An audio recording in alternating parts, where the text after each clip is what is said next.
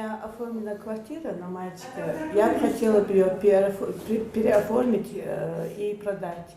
Какие документы мне надо собрать, чтобы я могла его продать? Да, это возможно, конечно, сделать. Немного труднее, чем взрослому человеку.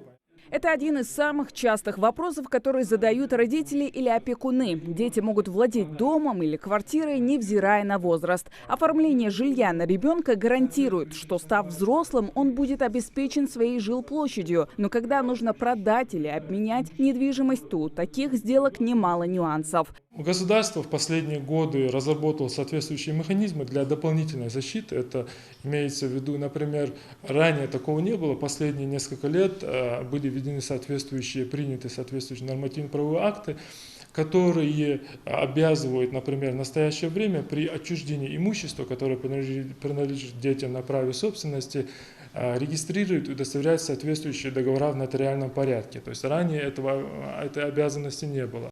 Росреестр Ингушетии в течение недели будет информировать родителей как на встречах, так и по телефону. Они детально объясняют все пункты. Какие документы нужны, чтобы зарегистрировать жилье, как проверить недвижимое имущество перед тем, как его купить. И кто вправе представлять интересы ребенка, когда он получает госуслуги Росреестра. Малолетние дети до 14 лет, они не имеют права самостоятельно подписывать те или иные документы или выступать инициатором тех или иных сделок. За них эту работу должны осуществлять их законные представители. Это родители, либо усыновители.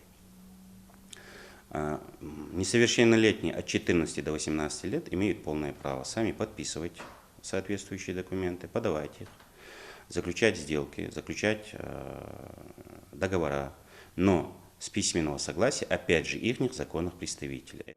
Такие мероприятия проводятся ежегодно, чтобы повысить правовую грамотность среди родителей и попечителей. И, как отмечают в ведомстве, они приносят свои плоды. Хава Газикова, Адам Далаков. Новости 24.